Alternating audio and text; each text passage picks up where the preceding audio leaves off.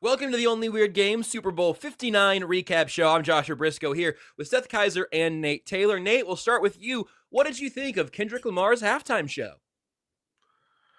Underwhelming. And Seth, your favorite commercial? You know, I gotta say, visiting Seal Island literally brought conversation in the Kaiser household to a screeching halt as everyone... I think it might have been my mom that said, "What in the world?" And we all looked, and it was a moment. And so I got to say, anytime you get a commercial, I'm actually watching it on mute right now. Anytime you get a commercial that can bring conversation to a screeching halt and force you to watch it, I think they've done their job. So it's going to be that Mountain Dew Baja Blast Seal Island commercial. And that concludes the Only Weird Game Super Bowl 59 breakdown episode. For Nate Taylor and Seth Kaiser, I'm Joshua Brisco. We'll talk to you in September. Thanks for listening to KC Sports Network, proudly presented by Emprise Bank. If you're thinking about starting a business or know someone who is, check out Emprise Bank's SBA loans. It's always good to know your options, and they can be your partner in possible. I'm just as surprised as you are, starting the show off with a great take from Seth and a brutal one from Nate. Apparently, this is we are in Bizarro territory now. Things that are not supposed to happen are happening. And yes, we will be here to break it down with you as we look back on a beatdown from the Philadelphia Eagles, throttling the Kansas City Chiefs, a final score of 464-3. I don't have the box score up right now, but Saquon Barkley didn't play, and it didn't matter. My details may be a little bit hazy because everything is a little bit hazy. No three-peat, just a repeat, and then a repeat of pain. Yeah. How are you feeling, Nate? I feel fine. We're going to have an honest conversation about Sunday's game. We're going to treat this like good old-fashioned therapy, because it's better to talk things out than to hold them in.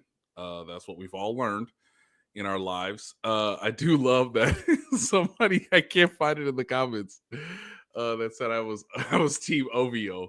No, I have a lot of admiration and love for Kendrick Lamar. It just didn't hit audio quality. It didn't sound great in the stadium. It didn't sound great on TV either. It didn't sound great. And so honestly, the way they incorporated Samuel Jackson was very creative and very fun. I thought that was cool. Let's be honest, he didn't play his best songs. And why are we here if you're not going to remind me of your best work? That's all the work that's led up to you getting this Super Bowl. Go ahead, Josh. The only two songs I wanted to hear from GNX were TV Off and Not Like Us. Great. I don't need to hear nothing else. Okay? Like, that is part of your catalog. Hang You end the show on those two songs. Great. Everything else leading to it, it didn't sound right. It didn't hit the vibes correctly. And I wanted your best work. And that wasn't it. I just want to have everyone take a pause in the comments real quick before they start explaining to Nate that it was about the messaging rather than the show. I know Let's all take a breath before we start trying to explain that to Nate. There's always a message with Kendrick Lamar. That's the point. I thought he was a pretty mid-center for the Celtics. I have a text from less than 2 years ago of Seth asking me, Nate, and Tucker, is it Kendrick Lamar or Lamar Kendrick? Yeah. Literally had to ask that before the Super Bowl. And no disrespect to him as an artist. I have no idea whether he's any good or not. I'm sure he is. In fairness, Seth, No. I don't think you could incredible. disrespect him as an artist. I don't. Yeah, like that. I am literally incapable of disrespecting him as an artist. Like, it just wouldn't, like, incredible. But you have to realize that. I mean, it's really hard when it's like Usher reminds you of his entire catalog while also skating. It's really hard when Rihanna, while pregnant, just blows you away with obviously her singing ability and the hits. And I wanted Kendrick Lamar to give us the hits, kind of like what happened in LA in 2021. Just give me all the hits. Give me the hits. And I love the fact that he ended it with TV off because I felt that was appropriate. I appreciated that. That's what we all wanted to do at that Yeah, No, game over stop in the it. stands. Are you Stop kidding me? it. Everyone was like, "Wait, are they giving us permission to turn the TV off?" Him bringing on Mustard, him, getting that moment, the two of them, what they've accomplished, incredible. It's part of the message, but like, there's still better songs. There's still better songs that actually meet the moment of what the Super Bowl is supposed to do as a career achievement of what you are as an artist. I just didn't love it as much as it was a reminder, y'all, a couple years ago when we got done with Rihanna, I was like, oh yeah, that's right. She really is just incredible in terms of catalog. And last year was really like to our hearts as adults. Like, everybody grew up with Usher. Who doesn't like Usher? The songs are incredible. He can dance, he can skate, he can sing, he can obviously steal your girl if you let it happen. So like, Or if you don't. Right? So like, I mean, there's only it's so not like much me Kendrick can stopping do. it is what's the preventative measure between Usher Yes, taking my yes, wife. Like, there are- that's not. If you stop it, Seth. I mean, Usher or Hugh Jackman. Couple more bingo squares getting there's- checked off right now. There's no songs from Pimp a Butterfly. There's no songs from Good Kid, Mad City. I That was mean, wild. what are It's we like there's no RPOs. There's no throws to the middle of the field. Man. There's no jet sweep. There's no moving pockets. There's no quick screen to the outside Somebody's- when they're playing off coverage, coach. Somebody's over here had been in the left box for 4 minutes waiting to say, hey, Seth, speaking of all-time greats that did not bring their best material on Sunday, what stands out to you about the myriad of shortcomings that the Chiefs put on display there against Philadelphia? Here's the thing. We got plenty to pick from, so you can pick one, Nate can pick another, I can pick another, you can pick another, Nate can pick another, I'll pick another. Let me just start off by saying I'm going to largely exempt, not completely, but largely exempt the defense from Oh, yeah, that's fine. most of what I talk Oh, about it's here. totally fine. Totally I'm fine. probably the defense Totally held up as long as it could. Even a reasonable offensive performance, and it's like 10-10 at halftime. They gave up Right. 10 real points in the first half. Yep, we're good. Correct. here. Yeah. Yeah, And that was with being constantly the Eagles getting the ball back in favorable field position. The defense gave up plenty of points in the second half, but I mean, eventually that's what happens with blowouts in the NFL. If a defense is playing well initially, eventually they're going to get you. And eventually they caught them with a couple of shot plays. It was bound to happen. Hurts through some beautiful deep balls. It's just, especially when you're gearing up to stop them from trying to wear you down with the run game. Yep. It's just going to happen. So anything I say, I'm largely exempting the defense. Pretty much completely, other than, and I'm going to be writing about this later this week on the Chiefs of the North newsletter, the lack of pressure with 4 on third downs, and then them knowing you're coming with a blitz, which means one-on-one A.J. Brown down the field, which even with Trent McDuffie, that's a mismatch. A.J. Brown's a mismatch one-on-one down the field against anyone, including Patrick Surtain, doesn't matter who, right? Maybe not So- Cooper DeJean, but that's it. Yeah. So I'm going to largely exempt the defense. There's so much to pick from with the offense. I want to be cautious how I phrase this because I would just join a cacophony of voices that are maybe overreacting to certain things. What I would say from a big picture perspective, because I'm writing about this right now, again, trying to figure out when everything goes wrong on offense, it's almost overwhelming to you could pick a position group and pick a million problems, right? Well, you could start where the place starts. And that's an obvious place to start was pass protection. Mm-hmm. Or But you to- could but to start where me- the play starts, Seth. Where does the play start? With Creed Humphrey's snaps, I'm confused. No. Where does the play start? Yes, David. It starts when you look at that play sheet and you call it a play. And boys, it happens. They got, Seth. They got. By basic quarters defense and Crazy. Like Crazy, they're not. crazy. Fangio didn't do a thing they haven't put on film all year. So here's what I would say. And yet, it was still. It starts. Again, we can start from wherever, but guys, my question is to the audience, not to us, the three of us. So we're gonna get to it all. Who you want? You want the coaches or you want the players? You want the players or you want the coaches? That's really what it comes down to. Like, I think Seth fire off on some players here, it sounds like, and Nate Let's fire go. off on some coaches, and I'll clean up whatever's left. Let's go. Well, and what I was gonna say is it's impossible to just talk about the pass protection without talking about the pass protection plan or somewhat lack thereof. The hubris, and this is probably what I'm gonna write about. I mentioned hubris in the piece I wrote, which is unlocked for everyone, Chief North News, that are kind of a little therapeutic session.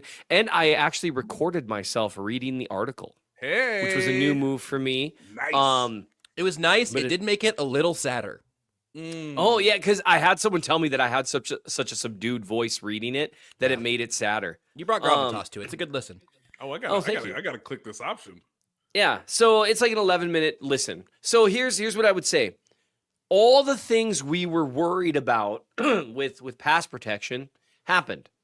Joe Thuney played probably his worst game as a pro in years because Josh Sweat and every other edge they have didn't try anything else except running right through his chest. And they kept running through his chest at 7 or 8 yards. And it happened snap after snap after snap. Caliendo had a terrible game. He can't match up. And then something to keep in mind, people, that it was happening so early that it's hard to feel this way. But when a game script goes a certain way, that makes things tougher too. People are talking about running the ball more. When the few times they tried to run the ball, they weren't successful. And that's when they were down big and the other team shouldn't be expecting the run, and they still weren't running the ball well. They were just getting whooped up front. First small stat of the day, the Chiefs averaged worse than a 3-and-out in the first half. Yeah, they would have been better off. They could have just kneeled the ball out the entire first half, and they would have been better off. So There's not a lot of volume. The running game is a problem. Not a lot of volume there. Now I have Juwan Taylor. Oh, go ahead. Start. Juwan Taylor, after a good postseason, he struggled as well. He wasn't as bad as Thuney. He wasn't as bad as Caliendo, but he was still bad. Right. He just that same stuff. Taking a vertical stance, a vertical rep. Sorry, set. I'm so vertical set. Thank you. Good Lord. Taking a vertical set, snap after snap after snap, when all they're doing is trying to bull rush you. I don't know how you don't change that up eventually. I don't know how you don't take 45. I don't know how you don't take a more aggressive jump set. They're not trying to do anything else. For me, that's directly tied to something, though. That was obviously the problem. You could see it throughout the game, and it got to Mahomes pretty quickly, and it got into his head pretty quickly. He had a few plays where you're like, oh, man. By the way, just on a complete side note, also exempt, Xavier Worthy. Yep. I don't want to hear from people, and we can talk about that more later, like, well, he didn't do anything till late. He got open. No, he was open all game, kids. He got open. There was one for shot the play. Majority of the game. Mahomes would have been better off the play where he checked down and said, just letting it rip and seeing what happens, because he can separate in that last 2 seconds. He can run away with the ball in the air. Anyway, I think Mahomes, knowing that now, probably would have done it, and maybe that's something they should be talking about afterwards. Worthy is exempted as well, but there were a couple plays where maybe Mahomes would have had time to hit him had he not been so gun shy in terms of seeing ghosts. But he was, and for good reason. I mean, it was just an unbelievable bludgeoning. But there's a two-part to this. This was predictable. It happened by and large against the Texans. The difference was the Texans decided to play a bunch of man coverage where Reed was able to scheme up quick open spots, whereas Fangio's scheme, as they ever do, play a bunch of zone, and they were tamping down on those quick throws. Although they didn't try a lot of those quick zone beaters, but they really did a great job trying to prevent those quick throws. But I would just say the plan for the protection appeared to be, let's see how it holds up. Mm-hmm. And that was an awful plan. Mm-hmm. That was predictably poor with Thuney at left tackle, with Caliendo at left guard. It was very predictable that those two were largely going to get run over, and you barely saw moving pockets until late in the third quarter. So It drove me insane, and that's why you saw a few more deep shots. You saw a few more things. There was a failure there by Andy Reid, who I think is one of the greatest coaches in NFL history, to anticipate that this might happen, and what's your plan if the bad thing happens, rather than just thinking your stuff is going to work. Bingo, kids, bingo. It's the same issue. This happens so rarely. And remember, they've been in 5 Super Bowls in the last 6 years. Seth got to the point that will haunt this team for the rest of their lives. Will haunt this particular group, Josh, for the duration of their careers. You saw what happened in the first quarter, and here's what I found. Thank you, Siri. They chose no points in the first quarter. They chose. This is by and large the same offensive coaching staff. I want to make that clear. Tom Melvin, still here. Andy Heck, still here. Andy Reid, still here. Yes, you've made Joe Blameyer, I believe, still here. You saw what happened in Super Bowl 55. It's happening again. And kids, they did not adjust at a faster rate based on that outcome. And I think that is what will haunt them for the duration of their careers. What Vic Fangio was comfortable doing, which is what he's always comfortable doing, is seeing if you can pass the test. And the Chiefs, over and over and over again this season, passed the test of matriculate the ball, elongated drives, and executing you through exquisite, efficient, break your soul drives that are 10, 12, 14, 15 play drives. And in the biggest game of the season, with a matchup that you were not favored with, which is understandable, they weren't comfortable playing that way. And so, again, where does the play start? The play starts with the play call. And it's amazing that on the first play of the game, Seth, he throws a no-look RPO slant to Juju that I said, oh my God, if he does that for the next 3 hours, they're never losing. And then in probably the most rapid rate I can ever remember, you can't get to 3rd and 6. You can't. But that's what they live on. They live on 3rd and 5 and 3rd and 6. And so the question that I would ask everybody, not about the first drive, because the first drive is just seeing what the Eagles do. So I'm kind of absolving everyone on the first drive. But on the first true 3rd down, you realize, oh boy, that 5-on-4 ain't good. He has no time. Okay, second drive. How do we get to 3rd and 5? How do we get to 3rd and 6? They chose not to run the ball on 1st and 2nd down and live with the result of having 3rd and 5 and 3rd and 6.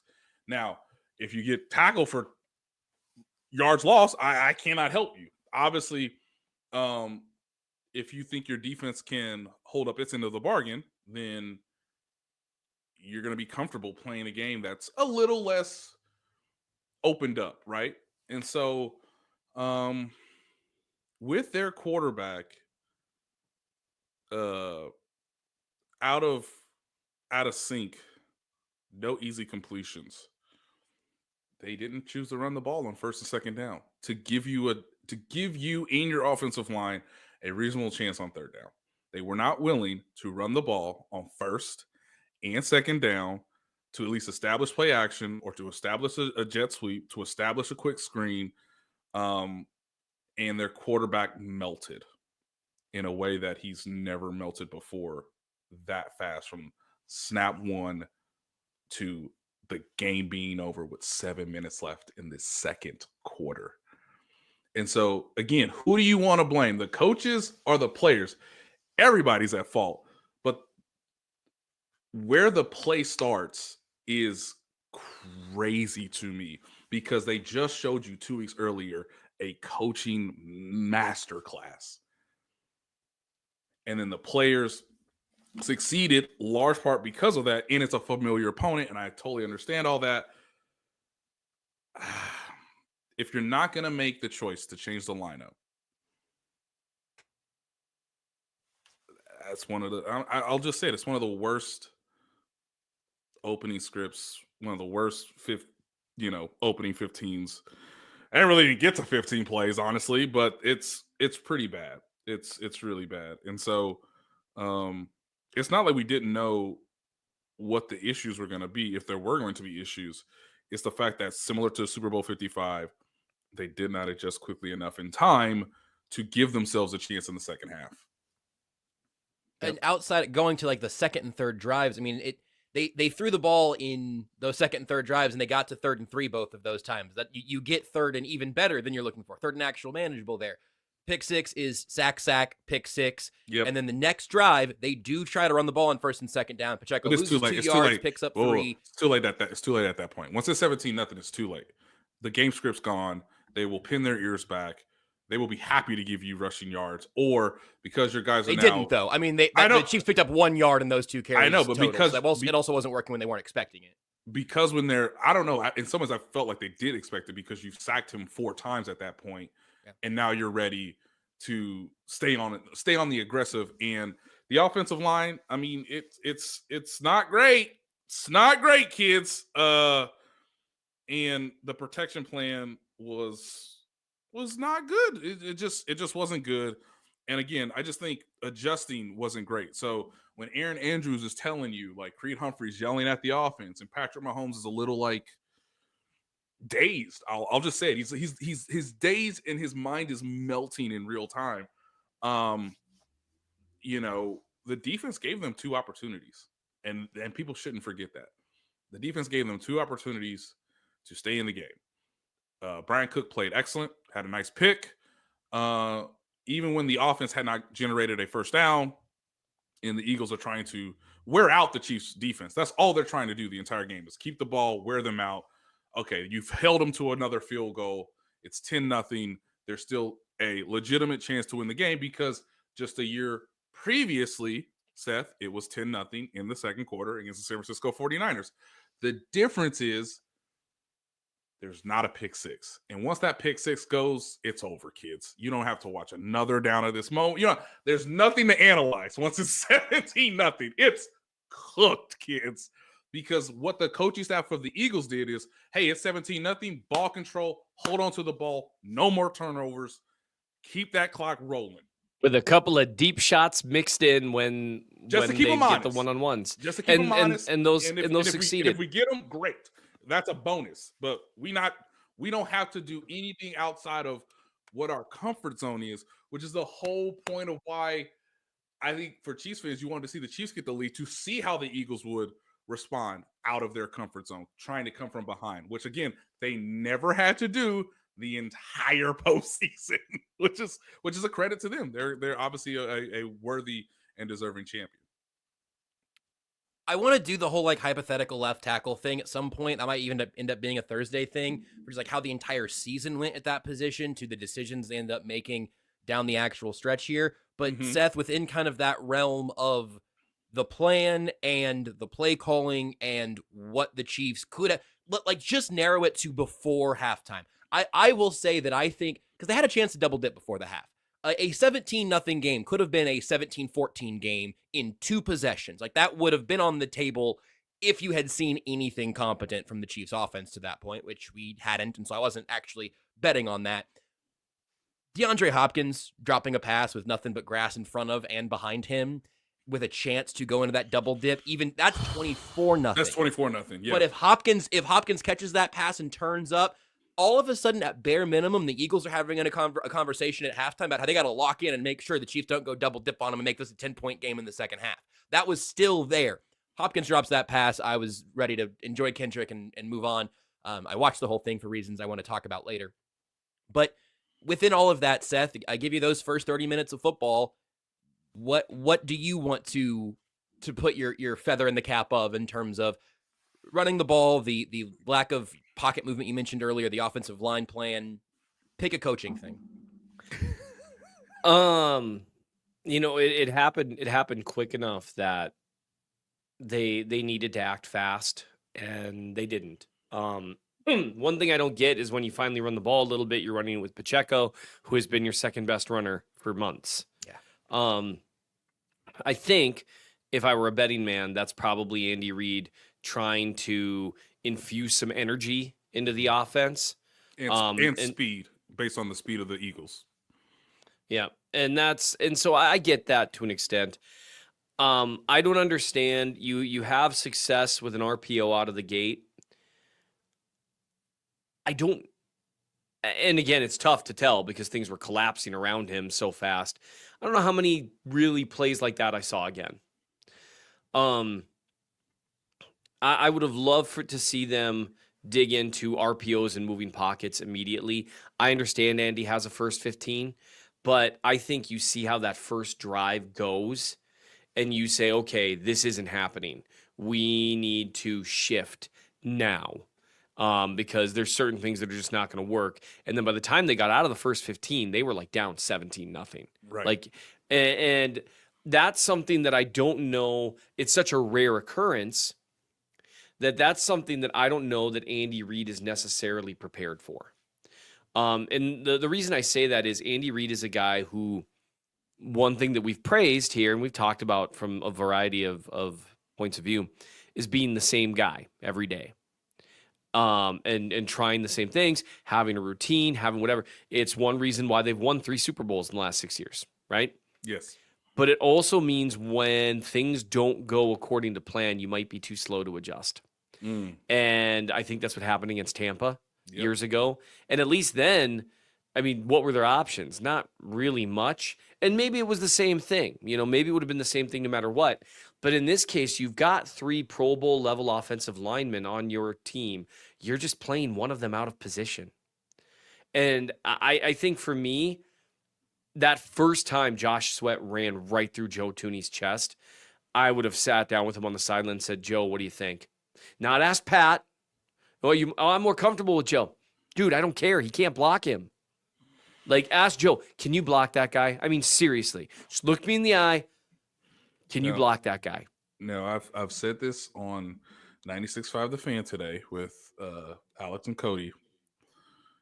At one point in the first half, I saw Kingsley Suamataia get up and start what I would consider some form of warming up with the helmet on,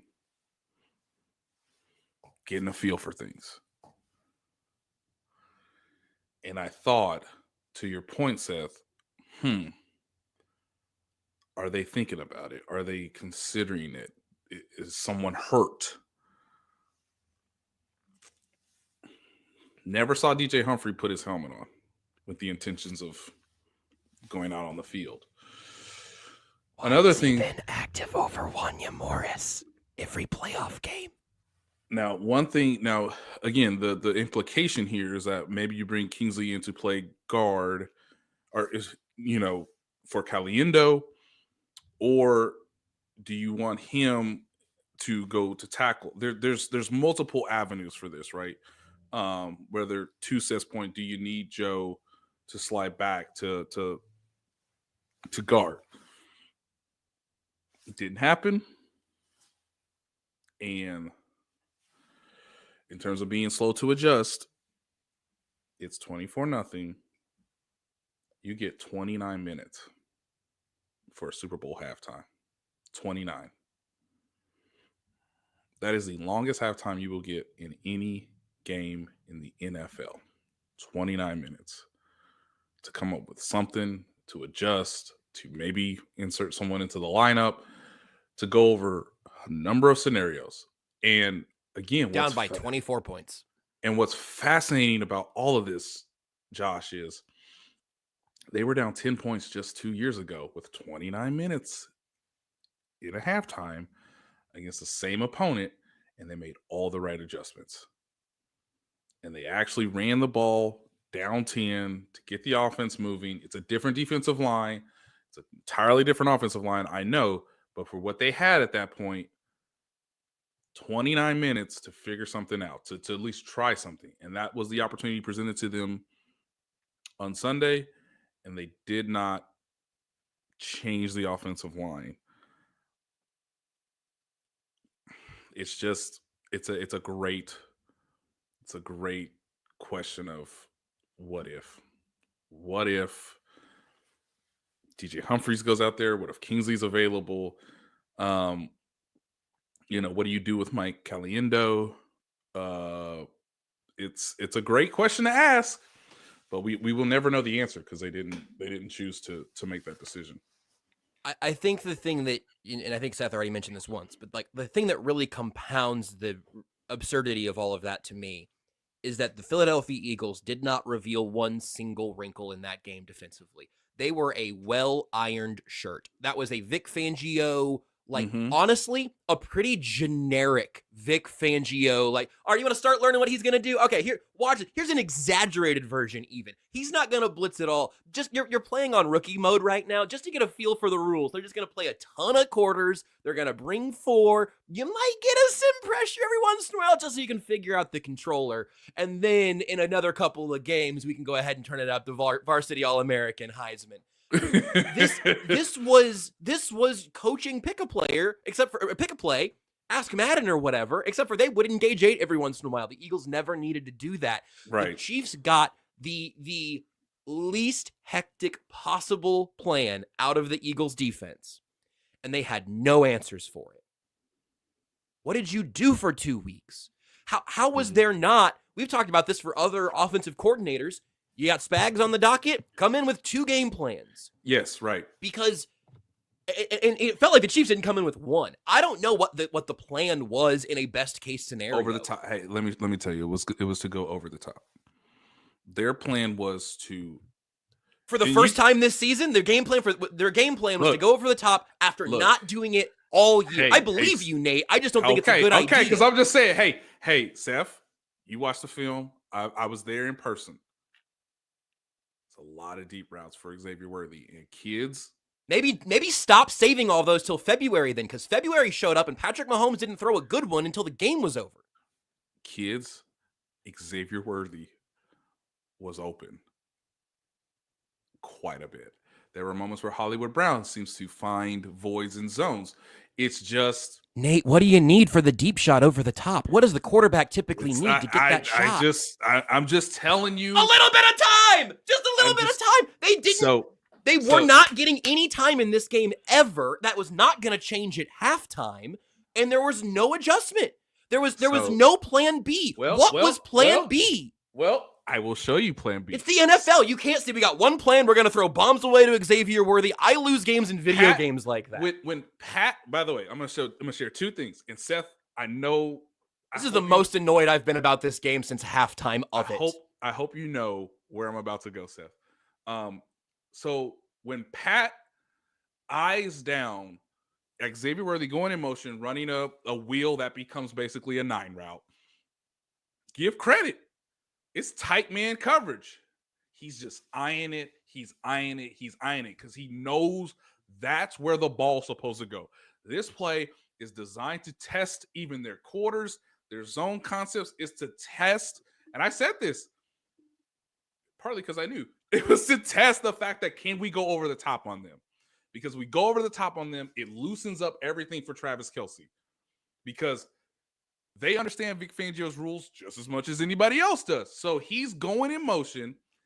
He's over the top. Pat is holding it like a baby. He actually has time, kids. And he checks it down to Juju Smith-Schuster to live another down. So, okay, fine.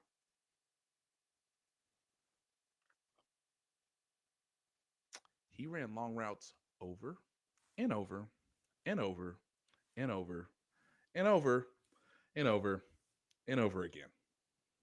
Xavier Worthy ran deep route after deep route after deep route after deep route. That was the plan. And so here's the thing. I want to talk about the Mahomes element of it, because Mahomes has to take those shots, and Mahomes has not been that guy these last couple of years. What I'm saying is the first shot is the best shot he had based on protection in the entire run before we get to 17-0. That's so. I think that's a problem. Yeah, I think you should take those ideally. I think we're on the same page on that.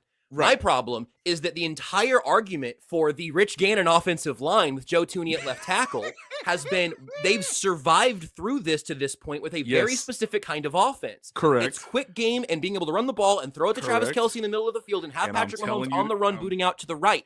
They telling were you the not truth. doing that to create deep shots to Xavier Worthy or Hollywood Brown. They haven't been doing that for weeks, for months.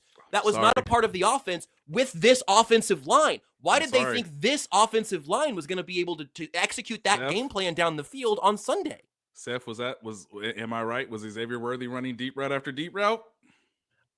I'm not. I'm Switzerland right now. If only, yeah, Seth, I bet you are. If only Seth had a recent history of talking about the Chiefs unleashing the deep ball more often. Let's take a break. Shop Chiefs tickets and more with no fees. Plus, save big with code KCSN at ticketsforless.com, the official ticket provider of KC Sports Network. Okay. I'll do this, Seth. I'll put a little twist on it for you. Patrick Mahomes in particular here. We've done the scheme stuff. Xavier Worthy was running deep routes. He was Can I- open down the field. Can I share one more? Sure. I mean, I have For the love of God. Nate. I have no power here when you say, "Can I share one more?" I don't have I don't have a Tony Reale mute button. Although I think we should look into that. Go ahead. Okay. Maybe we should all have a mute button. Ooh. This is what I wrote in The Athletic. The Eagles blowout began with a 3-play sequence. So you're asking me, Josh, when did they adjust? Yeah. It actually occurred early in the second quarter. They try to run a play where Travis Kelce's going to block Josh Sweat and then release and be available for a pass on first down to get an easy completion, right? He blew right past Travis Kelce and he sacks Mahomes. That is Josh Sweat. That's a stupid adjustment. Okay. That's man, I'm we're just really having a saying. hard time blocking these guys. So you know what we ought to do is we ought to just have a guy that's unblocked who's a multi-year veteran, and we're gonna try this tight end slip screen. Yep. That's Hey, even They Tom have Brady Creed was Humphrey like, peel over there and pick him up. run a freaking dig out of bunch. even Run some deep shots to the and then while having a dig to the middle of the field. Where's Mills? One of the most basic concepts in high school football. Yep. This is how No, you beat Rocky. quarters. No, Rocky. It leaves the middle of the Wait, field Rocky. open. It's the reason that there's called middle field closed, middle field open. There are open. Look, Where's a drive concept? There are ways to exploit. No, you've done this to Josh. Now I'm talking. I'm telling Nate. you the And so adjustment. I literally am telling you the adjustment. I'm but sorry. we're asking about adjustments that aren't dumb, Nate. Not. Well, I'm telling not- you what the well, let's- adjustments are. let's try Nate, to do you can something report it. You've exotic. reported it. You don't have to defend it. You reported it. Thank you for reporting it. Thank you for telling us the truth. Now stop defending it and let Seth light it on fire. Second and 14, kids, because you took a Or don't. 40. I say do this, and Nate's first words are no. Second and 14, because you took a sack trying to do the same protection that you showed the Buffalo Bills. And hey, it worked against Buffalo, didn't work here. Okay, hey, that's the first adjustment. You know the what Bills we are gonna running do? man. You know what we gonna do? Second and 14. You know what? Max protect. Max protect. Give me 7 guys willing to risk their life for the quarterback. And you know what happened? Isaiah That's- Pacheco and Travis Max Kelce. protect is a really stupid idea when they're only rushing 4 and they're You're dropping 7. seven. You Hey, want hey, because now Nate- you're having 4 route runners on 7 backs. No, it was actually 3. It was 3 routes. It was 3 routes with 7-man protection with the quarterback. No, I'm sorry. I wasn't counting Patrick Mahomes. My bad. It was 3 on 7. It's 3 on 7. It's a max protection where Isaiah Pacheco and Travis Kelce Your best run blocking running back. both whiff on on Sweat, I believe, and then it's Caliendo with the protection going from right to left. We're max protection sliding left with Caliendo trying to help Joe Thuney against Jelix Hunt, who overwhelmed both men with his speed rush and. Okay, it's another sack. We max protect. It's the first time in the game they max protect kids on a 4-man rush, and they still lost. Okay, so you know what we're gonna do? All right, last adjustment. Okay, give me another adjustment. The crowd says, right, And this is where I go. Who you want me to blame? Coaches, players, coaches. Okay. You want me to blame them? You don't want me to blame the coaches? Hey, coaches tried to adjust. You know what we're gonna do? Cut the field in half, damn it. Cut it in half. Roll them out. Now, kids, I want to remind you, DJ, I want to remind you that DeAndre Hopkins is open. He's open, running a crossing, deep cross, vertical cross. He's open for a split second. And there's a time within the zone to deliver the ball. Problem is, your quarterback, who is rolling to his right, who's just been sacked on back-to-back snaps, waits a half second long, and the game is over. Those are the adjustments in the second quarter, and they didn't run them again until the game was over. Because you know what, kids? The game is over. It's 17-0, and, well, let's try to run the ball 2 times. Nope. Stop it. It's over. So that drive, the particular drive where it goes from 10-0 to 17-0, is largely player failures on blocking, on execution, and on decision-making. And again, you went from, hey, let's get a quick completion to Kelsey because Kelsey hasn't touched the ball all game. All right, we're going to do a nice little slip block. Maybe he should get open. Maybe we should max protect and see if we can throw a deep ball because that's our game plan, remember? Our game plan is to go over the top, max protect oh boy, that didn't work. All right, cut the field in half. Just give Patrick the ability to run to his right. That's where he's great at. He's really good at it. He's running to his right. Oh my God, he made the wrong decision. Go ahead, Seth. When your plan is to block Josh Sweat with Travis Kelce and Isaiah Pacheco, your plan's already stupid. Like, it's like, oh, our tackle's having a hard time blocking him. Surely, if we put 2 players who, don't block on him while we send 3 guys on long developing routes, and that's the problem. Coaches utilize max protect inefficiently. Spags takes advantage of this all the time. It's one reason why Spags will, stack up the line of scrimmage is because he tricks opposing coaches into going into max protect or having tight ends chip and stuff, and it takes forever for them to get out on routes. So then what ends up happening is nothing. Because the coverage and pass protection, there's an inherent connection there to it. So if you know that you can't block them, max protect isn't an end-all be-all fix because generally speaking, tight ends, running backs, they are at their best when they are asked to maybe take on a blitzer, right? Mm-hmm. Not when they're asked to participate in some form of double team against a natural pass rusher. That's just not what they're built to do. And when I'm talking about adjustments, I mean, calling a play or 2 differently, in my mind, is not an adjustment. That's well, let's see if this works. There are, you can just Google play concepts against quarters. And I would defy people to find some of that, like, okay, well, the ball is taking too long to come out. Okay, well, let's have someone run stick and run a dig behind them. Like these are things that you realize, okay, 1, 2, 3, drop. How many throws into the flat do you see in this game plan that's meant to take advantage of primarily quarters coverage? Now, the Eagles are great against that, but it would at least get the ball out of your hands. I think the issue here in terms of the play calling is it seemed to genuinely take them by surprise that what happened happened. Well, and the Eagles weren't a great pass rushing team this year. True. Statistically. They had very specific personnel, and that's where I think my frustration comes from with some of this. Some of it just is what it is. There were some leaks in the Chiefs roster that I think got exposed, but I think there's also a modality of thinking there that got exposed a little bit. This idea of, we can get to 3rd down and we'll be fine because we have Patrick Mahomes.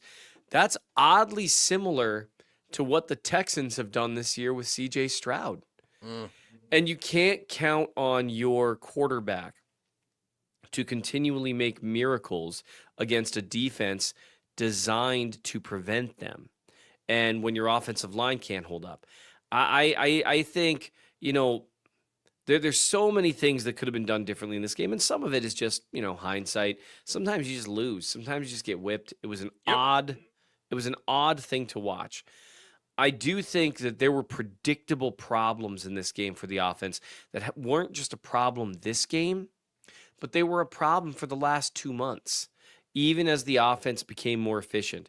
And that's where, like, and so I see some people, well, what about screens? What about things like that? When they're only rushing 4 and getting that kind of pressure, and they're dropping 7 with 4 of those 7 into shallow zones, screens don't really work that well because you've got guys mauling up on the ball.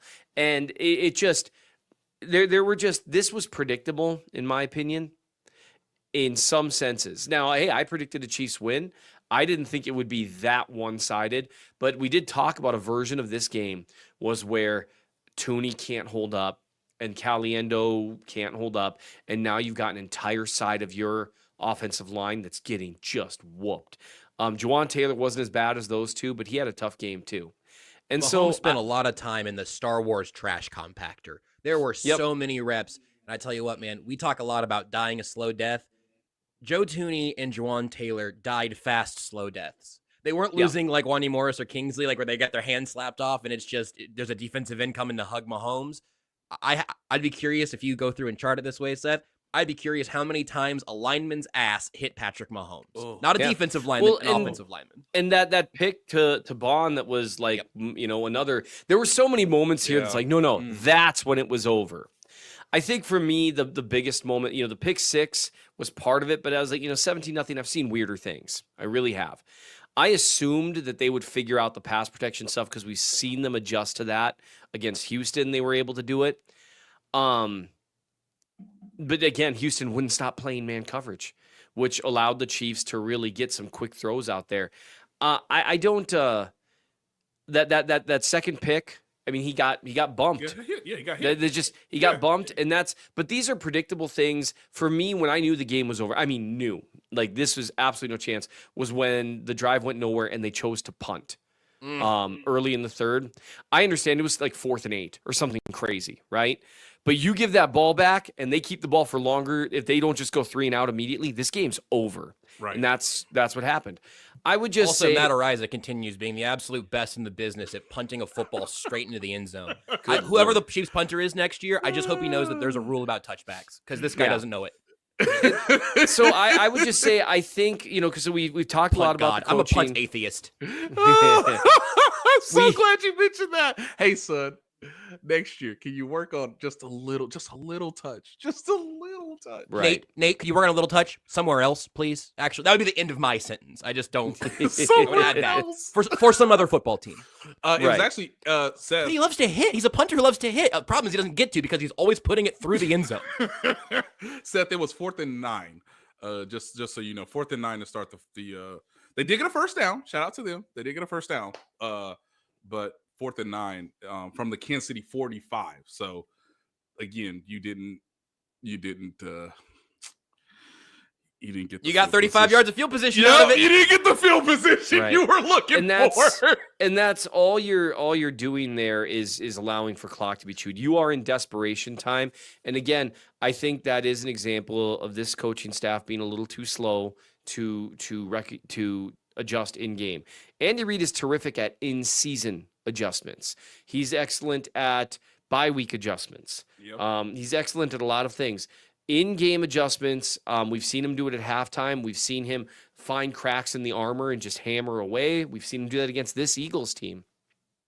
But I just don't. There wasn't an adjustment, and this is where it was similar to Super Bowl 55.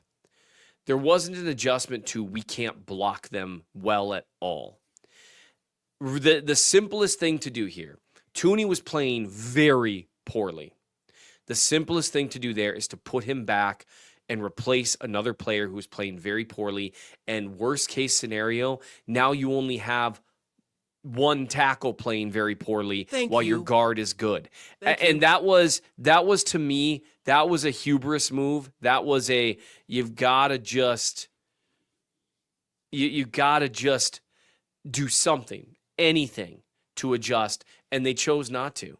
And that's that you had an obvious move there. You imagine, like, if someone, instead of saying names, a genie appeared in front of you at halftime and said, hey, here's the thing.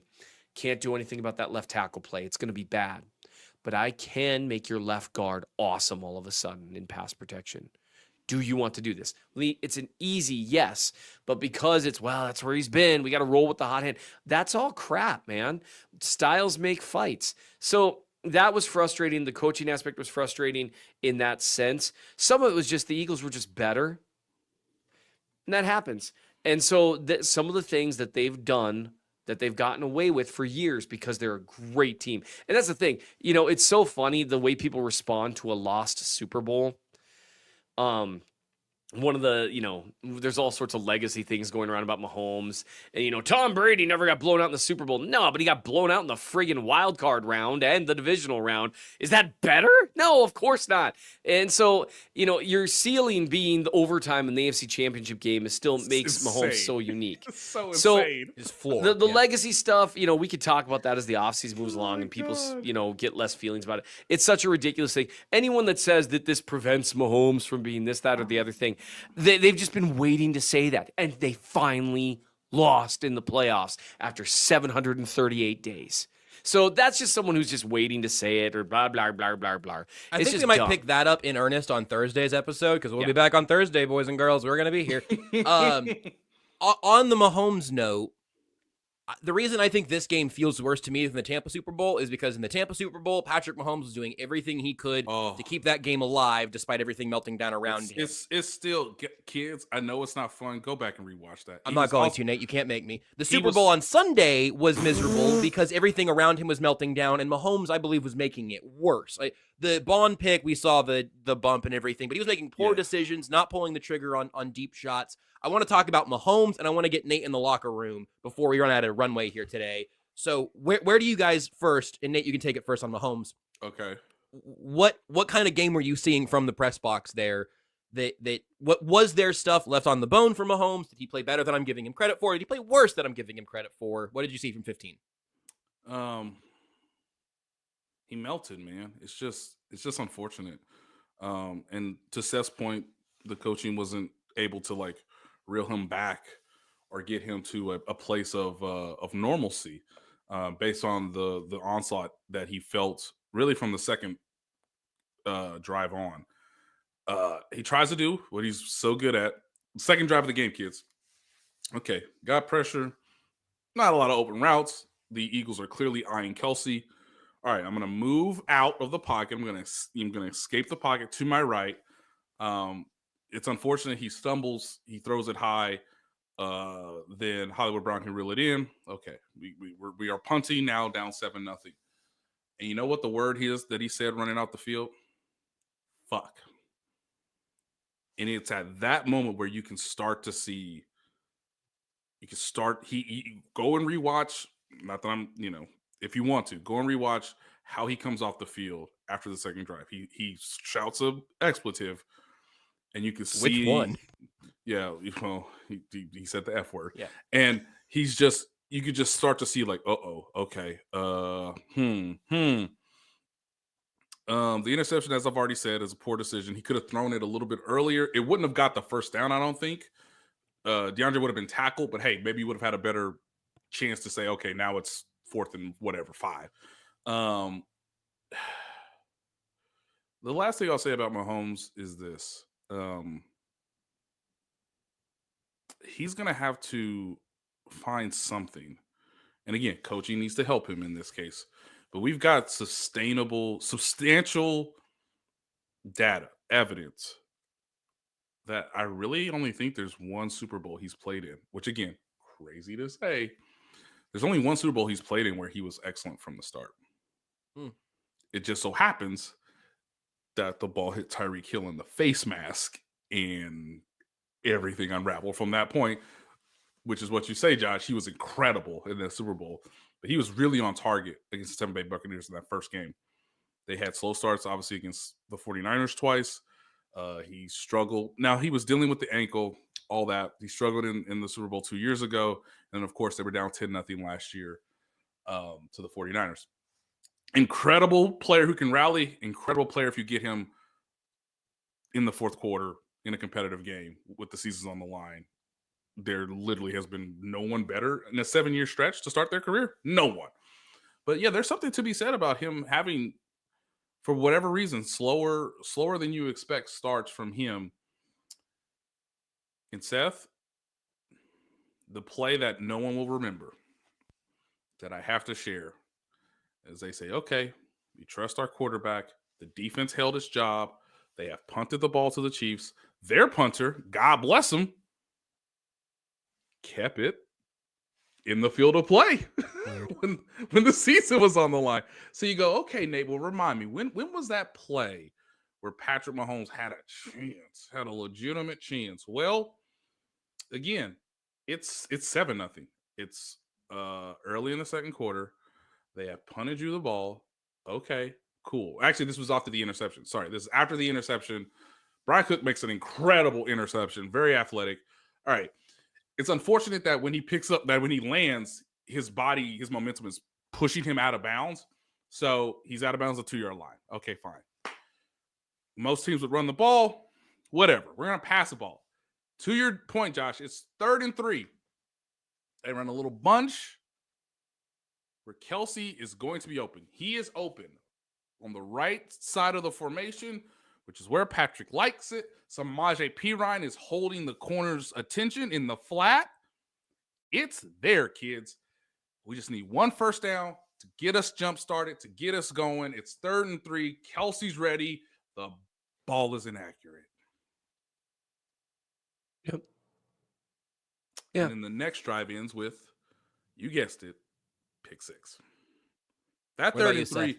That 3rd and 3 will haunt him. Will haunt him because he always makes that throw, and he dirted it, and didn't really give Kelce a chance. And Kelce's open. You catch the ball. You go down. It's a first down. The drive continues. Yeah, you generally try to put that ball somewhat low, in order so that way someone just falls down as they're catching it. Yep. Avoid a hit, that kind of stuff. But it was too low. It was just a missed throw. The pick 6. He waited too long to deliver it. The pick to Bond, that wasn't really his fault. I mean, he got hit as he was throwing. Got hit. Yeah. And that happens. Happened a lot, actually. Yeah. Yeah. He should have probably tried that deep ball to Worthy early. Just hitting one of those. We talked about that Thursday. You just hit one, and it potentially changes the complexion of the game. People have talked a lot about, well, if they just run the ball more. Based on how things went when they did try to run the ball, I don't know if that would have solved anything because I got a feeling it would have just put you to 2nd and 8, 2nd and 9, 3rd and 9. But maybe. But Mahomes generally has been part of the solution. And I guess I would just say that one of the reasons why he looked different, I think they've taught Mahomes to look within the system for answers, and he's become incredible at that as a game manager. But part of me wonders if the pendulum swung a little far here in terms of, oh yeah, best game manager in the NFL. If that results in some of those hesitation moments, because I think hesitation moments is how you would define some of the things that have hung on Mahomes starting last year and coming into this year. Throws being a half second late. This is not the first time that's happened. Not quite taking a shot that he would have taken a couple years ago. And most of the response that he gets for that is praise. Yeah. And most of the time it's a good thing. But the problem is, I think we may have reached a bit of a turning point with that, particularly as an offense that's designed around a one-of-a-kind player no longer has that one-of-a-kind player. Travis Kelce's still a really good receiving tight end, and he actually blocked his tail off this year. Had a rough Super Bowl, but I think the Chiefs need to think long and hard about letting that pendulum start to swing back. That pendulum that they started to swing mid-2021 when they basically turned Tyreek Hill into a glorified possession receiver. And they had to.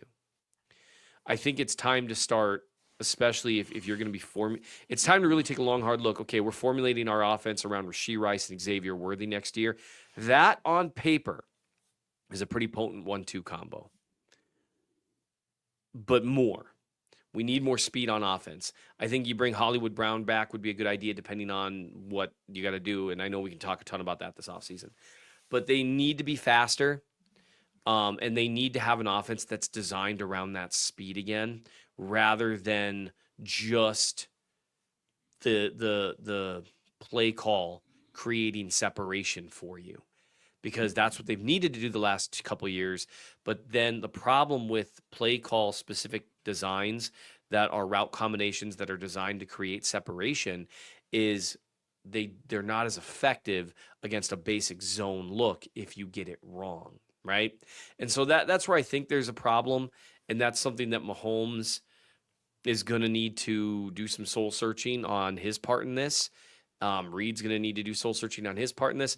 But the offense, we've now got 2 years running where the offense has been problematic. And the difference between this year and last year, 2022, the offense was terrific. 2023, we saw cracks in the foundation, quite a few of them. We assumed it was just the wide receiver group. This year, they had a better wide receiver group. Now, at the same time, Kelsey starts to slow down, so that's going to be a problem. But clearly, the overarching emphasis of the offense needs to start to shift. And that's something that they're going to really need to think about, because it's 2 years in a row that the offense has been mediocre for parts of the year, and then fine overall, and then came on strong, requiring borderline perfect play from Mahomes. I want to see more easy answers next year that aren't, well, if you run this route combination perfectly, it'll do. Not that. I mean actual easy answers, like some of the stuff that you see in Tampa's offense or in Detroit's offense, some of these McVay disciples. That's something that they need to see more of. So that's kind of my overarching takeaway. And I hope Doug Peterson brings that with him. Nate, let me ask you this. So, glad to give us a chuckle, man. It's been an hour. But it might be real. Guys, it might be true. Might be. If I could gamble on that, I would. Nate, I want to get like a real locker room snapshot from you. That might be a Thursday thing. I don't know if you have a specific vignette or a specific outro in mind. I have something that's not quite a fireside chat, but is more of like maybe an encouraging text from a friend or loved one. So I would like to deliver that in some form or fashion. Yes, sure. But I don't know if you have a dismount already ready to go. If you've got a vignette. Nope. We can definitely give it to you, my friend. Here's what I'll say then on that note. We will be back on Thursday. We will get locker room. I want to talk more about the left tackle process. Seth's going to get into the film, and we're going to have some things to talk about. Thursday's show, I think, will be good and useful and frustrating. But here's what really struck me, I think, around halftime on some level, and then as the game went final as well. It was the first time I've watched a Chiefs Super Bowl with friends at my house. I've, been at radio stations and usually lock it in for writing immediately after. Well, this year we just threw a full Super Bowl party. I got to tell you, those balloons have gotten a little old following the result, but that's not the point. I had good circumstances, good vibes, good people around. So the entire experience of that was good for me. But I saw a tweet after the game or late in the game from somebody saying, if you're a Chiefs fan, why are you still watching this? And I have an incredibly easy answer for you. That game was horrendous. It was worse than a reasonable worst case scenario. It was worse for me than the Tampa Bay Super Bowl. However, it was better than any game I ever watched with Brody Croyle or Damon Heward or Tyler Thigpen or Tyler Palko or Herm Edwards or Todd Haley or Romeo Crennel. Nothing but respect for Dick Vermeil and Trent Green, who won one AFC West and then lost a playoff game without punting. Alex Smith won the first Chiefs playoff game of my lifetime. I am 30 years old. From the AFC Championship game loss to the Bengals to Sunday's Super Bowl loss to the Eagles, the Chiefs went 1,106 days between playoff losses. And unlike the incredible streaks that like the Raiders and Jets have, they were winning playoff games between those two, not just avoiding the pain. You've heard it over the course of this show. You will hear it on Thursday. You will hear it from me throughout the offseason. I am going to be frustrated, angry, upset, disappointed in that game and in how this team showed up on Sunday, but I will not have my memory wiped. I've seen worse football than that, and so have you. If you would have told 13-year-old me that I could sign a contract with the devil that would guarantee to me that I would watch the Kansas City Chiefs get exactly but no further than a blowout in the Super Bowl, someone would have had to have pried the pin out of my hand. Because I didn't see the Chiefs win a playoff game. I barely ever saw the Chiefs play a playoff game. I watched my favorite player, Dwayne Bowe, get shut out when he finally made it to the playoff stage. I have seen disappointments on smaller stages than this. From the draft stage to week 1 to the wild card round, we've seen all of that. So look, I am not telling you that you ought to rewatch that game if you don't want to. I think you can memory hole that sucker as much as you want. That's fine. But it was not the worst Chiefs football game that's ever been played. In fact, it's in the top 10. It wasn't fun. It was not good. I will not enjoy the film. But I will not pretend like we didn't just watch the Kansas City Chiefs play in 3 consecutive Super Bowls, winning 2 of them in an era that already had 3 rings accounted for. Don't forget that. It's easy to. Don't forget it. We'll talk to you on Thursday.